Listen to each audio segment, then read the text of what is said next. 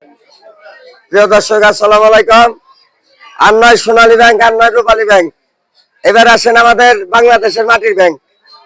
আমরা আজকে চলে আসলাম গাঙ্গুটিয়া ইউনিয়ন বাজারে, ধামরাই থানা, ঢাকা ডিস্ট্রিক্ট। আমরা একটা মেলায় চলে আসছি। আমার লাইভটা বেশি বেশি শেয়ার করে দেবেন। আমার চ্যানেলের নাম বাঁচতে হলে জানতে হবে মুসাফির দওয়াখানা। এই যে আমরা আজকে মেলায় ঘোরার জন্য আসছি, একটা ব্যাংক কেনার জন্য।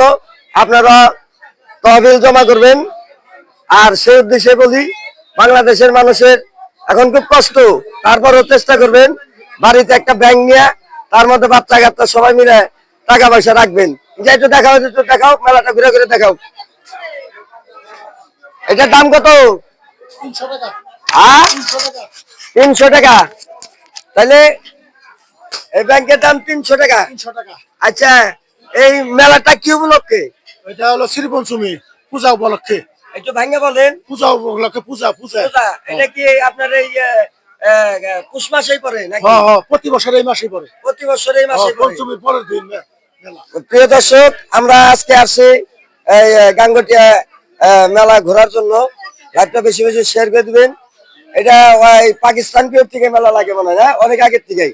আচ্ছা, একটু রাখেন, আমি নেব ইনশাল্লাহ। একটু ঘুরে ঘুরে একটু দেখাও দেখাও। আমাদের বাঙালির ঐতিহ্য, বাঙালিদের মেলা, আপনারাও আসবেন ইনশাল্লাহ।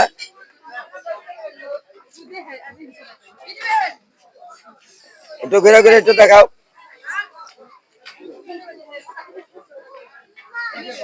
দেখেন,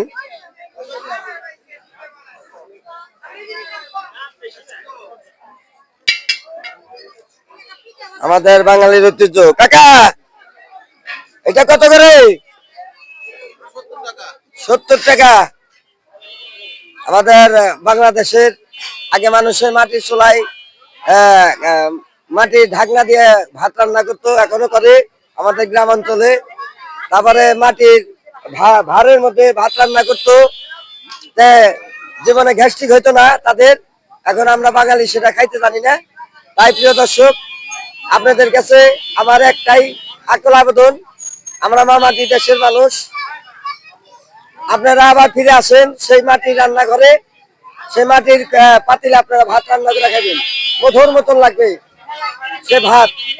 সত্য কথা, জীবনে গ্যাস্ট্রিক হবে না। বাকি দর্শক, আসসালামু আলাইকুম।